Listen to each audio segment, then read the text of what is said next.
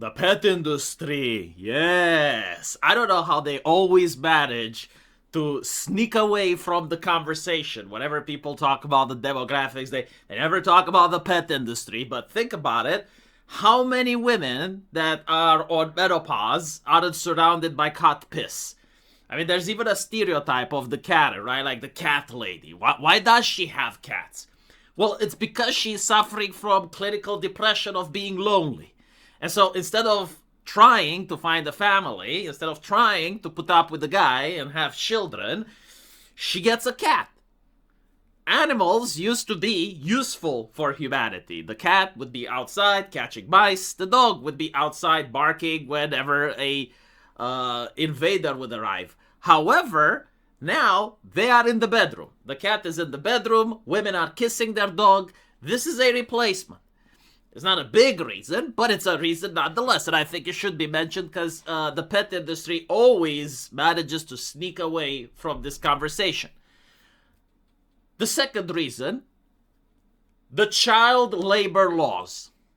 I know this sounds horrible. I know this sounds like the worst thing to say, but at some point, people have to stop and do an audit and wonder, have the decisions we made in the past actually help us in the present? Now, I need to make sure that people understand I'm not talking about sending the children to the mine, heaven forbid. But when my grandfather was 16, he already had a house and he already had a horse and carriage and a family. And this was actually considered normal at the time. If you were 20 and you weren't married, there was something wrong with you, Mr. Fuentes. And something happened since that what my grandfather was doing is now not considered normal. In fact, it's considered incredibly weird, disturbing. So, if you actually look at the way medieval people functioned, they were extremely poor compared to us. Like, even some of the wealthiest medieval people had actual access to far fewer amenities than people from low-income places in the West. And yet, despite that, they have no problem having 6 or 7 kids, while people in the West are complaining. They're basically saying, well, I don't have money, I can't afford. So how is it possible? How is it that a person from a modern Western society cannot afford children, while a medieval person who has to sleep with his cow in his house, not because, like, the cow is part of the family, but literally because the cow provides heat. So like, how is that person able to have more children than a modern individual? And the answer is because for a medieval person, the children worked. And when he would have like 4 or 5 kids, the moment they're age 6 or 7, they would start helping around the farm. At first, they would do easy chores like feeding the chickens, cleaning the stables, cleaning the house. And then they would move up, like the girls would start sewing, the girls would start helping mother with the cooking, raising their brothers, so on and so forth. Now, let's look at a child in a modern society. You have a kid. He has to go to school at the age of like 7, and then he goes to high school, and then he goes to college, and then he goes to university. At no point is he producing any wealth. At no point is he actually helping with supporting himself. So the parent ends up with a 20-year-old something who is now living away from home, probably at the university, learning how to be a lesbian dance master expert. And the parent has to pay for his electricity, he has to pay for his food, he has to pay for his rent, right? And that's just for one kid. And again, like at that point, it's not even a child. Like a 21-year-old person is not a child, yet the parent is obligated to raise that individual. So yeah, like, again, the labor laws, which basically means that if a kid at the age of 16 genuinely wants to have a job and get married, he cannot do that, is going to affect the demographics. Again, I'm not casting moral judgment. I'm not saying like how things should be, but I am highlighting objectively why the demographics today are far worse than they were in the past. It's like, in the past, the labor laws were different. Now, if, let's say you have a restaurant and you hire a 16-year-old in order to clean the tables and to mop the floors, people look at you like you're some sort of savage and you're abusing that kid. But it is what it is, right? The third reason, the welfare state. In the past, most people understood that when they're old, they need large families to take care of them. And it also like gave you a little bit of power, you know, like it didn't matter if you're a peasant, but like having 7 or 8 kids and you sit at the family council and you arrange the farm and shit, like a lot of people enjoy that. And so it was actually a survival thing to have many children, because when you got old, you hope that at least 2 or 3 would still stay and take care of you and your wife when you couldn't take care of yourself. Nowadays, that doesn't happen. Nowadays, the government taxes everyone, and then the government redistributes the wealth. And so, like, a lot of people don't really understand how the economic system works. Like, they literally believe that money comes from the state and that they are entitled for the money. They don't realize that if they don't have children, they're basically taking the money of someone else's child. And the problem is, like, what happens when you run out of someone else's children? Well, at some point, you're going to end up like Portugal. Like, the money will dry up. A lot of people will become desperate, and they will end up in a situation where they're horrified, and they will still not understand that it's because of their decisions, right? Because people don't see the macro scale of things. They just wonder, it's like, well, why did the gravy train stop with me? But all in all, the the welfare state is definitely encouraging people not to have kids. Like, there is no advantage to have children from a survival point of view, like knowing that, well, when you're old, you're going to get a pension.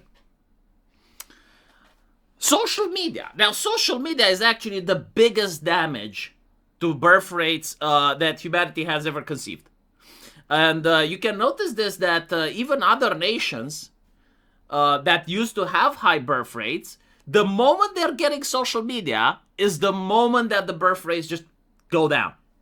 Why is that? Well, as I mentioned before with the pet industry, human beings do have a need to interact socially.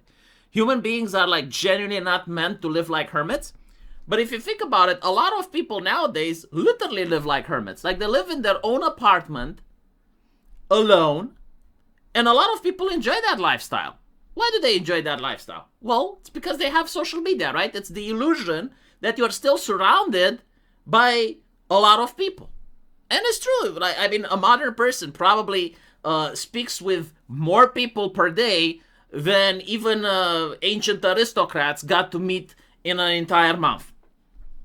But the reality is that this level of seclusion, that by sitting at home and spending time on Twitter, on Discord, arguing with people, it creates the illusion that you're actually not a hermit, that you're actually not alone in the apartment, that you're actually in a huge community. And this, again, like, desensitizes people from trying to make it work, from trying to form relationships. And some people are legitimately satisfied living like that, knowing that when they grow up and they become old, the government will take care of them. Social media is also very harmful for the dating scene. Back in the day, in order to date someone, you had to create to enter a network of friends. Whether it was like the people that you met at the university, or whether it was the people that you hanged around with, it didn't matter. But like, you had the social network, and you had to ask around, and those people would eventually recommend someone to you, and you would probably meet that other lady. And if you got in a relationship, you had to make it work. You had to make it work, because if you upset her, then it rejects poorly on your circle of friends. If she cheats on you, or if she does something bad to you, it reflects poorly on her, right? So like, people had the reputation with a small circle of friends, and it was very difficult to start over. Nowadays, you go on social media, you can date almost anyone with no consequence. And so when you realize that, well, I mean, you get bored of the person, I mean, maybe they didn't even do anything wrong, but like, you just got bored of them, you can just ghost them and find another person. And people who constantly go on dates and they get relationship after relationship become very jaded, become very cynical. And this is true for men and women, right? Like, the genders don't trust each other. The romance is gone. The magic is gone. And so it's more about sex and hooking up rather than actually trying to start a family. In fact, you will notice that when most people in the modern day talk about dating and stuff, they usually talk about sex. They don't actually talk about like starting a family. And I do believe that social media has done this. Another thing that social media has done is the hoflation. Hoflation is actually really problematic in our time, if you think about it. And why does it happen? Well, men and women are attracted to different things. Men are attracted to how women look. If you have a gorgeous woman, it doesn't matter if she's socially awkward. It doesn't matter if she has autism or whatever. Simply by existing, she will have simps gravitating around her. Like, I don't even need to explain this. Everyone knows that is the case. Meanwhile, men, they attract women for what they do, right? Like, as a man, you need to be performative. So, obviously, looking good and decent is important. You know, like having a strong jawline, being tall is the bare minimum. But like after that, it's also important to show your status in society. Like women want to see a guy that when he enters the room, immediately all eyes are on him. They want to see that the man is independent, so that, you know, he's got his own car, he's got his own vehicle, he's got his own house. And so like the pool of these men is very small. It's usually like 5% of men, right? But because of social media, women can hook up with them. And so it's not very difficult for a woman to simply fuck a Chad. Like, she goes on social media. Maybe, like, she unironically wants to have a proper relationship. Like, she's not interested in a one-night stand. Like, no, she genuinely wants to have a relationship. She manages to find the Chad. They go out. But, like, he gets bored of her, right? Because he's the Chad. He's got, like, 1,000 other women waiting. So he dumps her. Now that woman is broken. Because she has tasted Olympus. She has been with Zeus in her sheets. Like, she has tasted the Chad. She will never go to lesser men. Because she believes that she can land another Chad. And maybe she does. You know, she lands another Chad and the same thing happens. The same thing. Like, the other Chad eventually dumps her. And so, you end up with these emotionally broken women that become very jaded and very cynical. While the 95% of the men end up being incels. Especially in their early age, right? Like the number of virgin men all the way up until 25 is staggering right now. Because like no woman cares about them, right? They don't have cars, they don't have their own house. And again, like the system cracks down on child labor, brings immigrants. They can't even get a job if they want to. And so like they're forced in this economic system. Women aren't interested. And then when men end up being like 35 and 40, some of them become Chads. And some of them end up like dating a train of women. Like the same Chads that used to dump the women when they were younger. Now the men that are older and they become the Chads, they start replicating that. And so at no point do you have like any interest in starting families, right? Because this is the other problem. Adultery is not punished anymore. It's very interesting. Like adultery is not punished. In fact, it's rewarded, right? And I don't understand it because any type of contract on planet Earth, like any type of idea of having like two people and signing an agreement is usually enforced by the law. And if one person breaks the agreement, then the other party is responsible and they have to pay. Whether damages, in some cases, they can even go to jail if the breach of contract is done in a dishonest way. We don't see that with marriage, right? Like with marriage, you can have two people marrying and the woman just gets bored of the marriage. Like there is no breach of contract there. There's nothing, you know, like he didn't abuse her. There's no, like he acted like a good husband, but she literally just gets bored of the marriage. And if she gets bored of the marriage, what happens? She files a divorce. She gets half his shit. If she's actually a poor or, you know, like maybe she definitely didn't have like a good job, like he's a millionaire. Oh my goodness, like there is a financial incentive for her to file a divorce. And of course the courts have a financial incentive to have divorces because like the courts, especially in America, they take a percentage from that settlement. And it's like a perverse initiative in order for people to have divorces. Now, if adultery was punished, you would punish the men and the women. Because like, think about it this way. When a woman cheats, like she's married and she cheats, right? She would get punished, but the person that she cheated with would get punished as well because a man should not have sex with a married woman. And if you actually, like, this would be the bare minimum. If you pass this law in a society, a lot of things would magically improve overnight, right? Just like criminalize adultery. But no one is going to want that, right? Like women will not want that. And by the way, the Chads will not want that as well. Because, like, the Chads are fucking a lot of women. So, like, they wouldn't want to go to jail because they fucked a woman that's that's married. And of course, like a lot of women, they talk about how societies need to crack down on sexual assault. And obviously they do, right? In fact, like sexual assault is one of the worst crimes that a person can commit. And if they end up in prison as a sex pest, they get heavily abused even by the other prisoners. So like it does go to show that yes, like sexual assault is treated seriously. So much so that in the UK, even like using grok to put a woman in a bikini is considered as one of the worst offenses imaginable.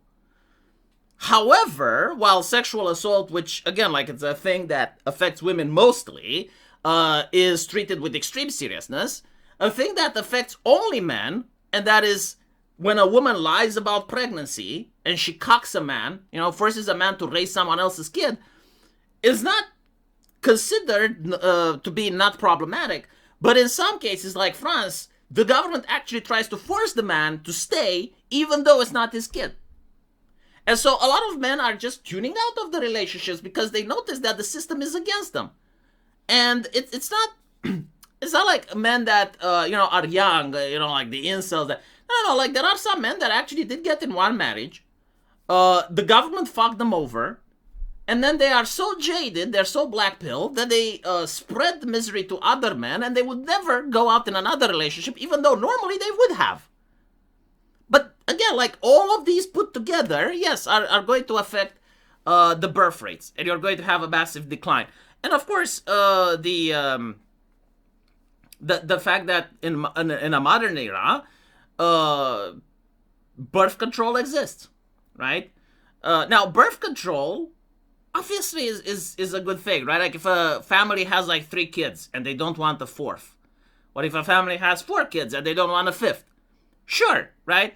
But when you're basically having no kids and you're married and you happen to have one, and like people are using abortions as the condom, like as the first go-to method, it's obviously going to end up with lowering demographics. Now, again, there are trade-offs, right? Like if people are happy with demographic decline, well, it is what it is.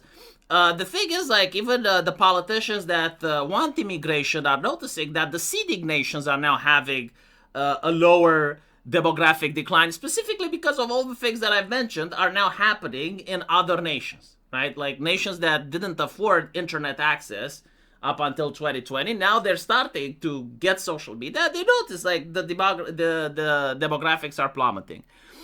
And so, what is going to happen is that the situation may actually fix itself as the world becomes poorer, as you have fewer people, the welfare state becomes unsustainable, the security that is provided by the government becomes unsustainable, and eventually, yeah, like families are going to go back to, like women are going to seek men for protection, men are going to become the heads of the household again. The job market is going to experience a shock. So the situation may actually fix itself simply by people just becoming really poor, right? By having a generation that doesn't have the number of people to provide the logistics is going to cause the same thing that we saw with the collapse of the Roman Empire. The collapse of the Roman Empire happened very slowly, and usually because, yeah, like there weren't enough people to keep the gravy train going. Now, there may be a bad side to this in the form of AI and robotics. I don't know, like if they're going to actually make robots as slaves, right?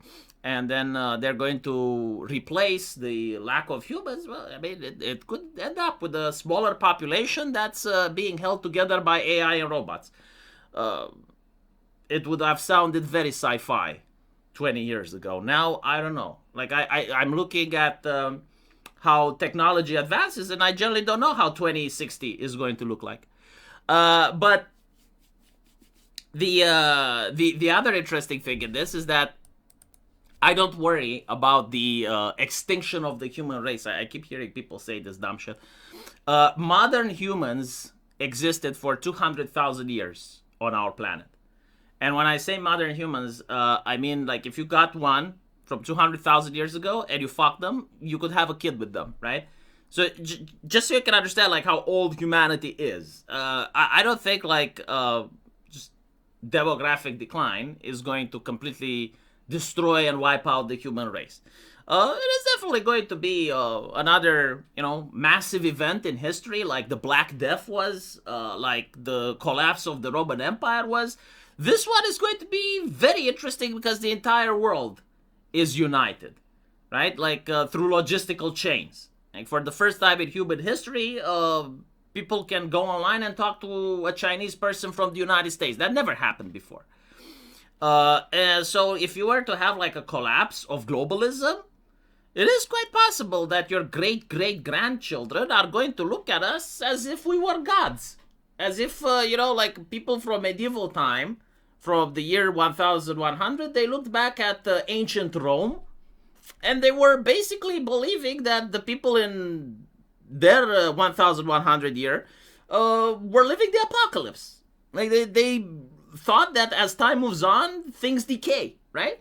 And it's possible, our great grandchildren will look the same. Like, they will look at our time and they will say, wow, like those people, look at what they did. Like, was it even possible? Like, the logistics, the infrastructure, like a nation to wage war on 3 continents at the same. What the fuck? Perhaps. But still, I don't see a way out of this. Because it's way too ingrained in people's culture. Like all the things that I've mentioned, even discussing them is taboo, like to suggest that people should review child labor laws. Like, that nobody's going to take you seriously, right? And because of that, because it's so taboo and because it's something that no one wants to bring up, eventually reality is going to come on knocking. And reality is going to be that when people are that poor, yes, like children are going to start working.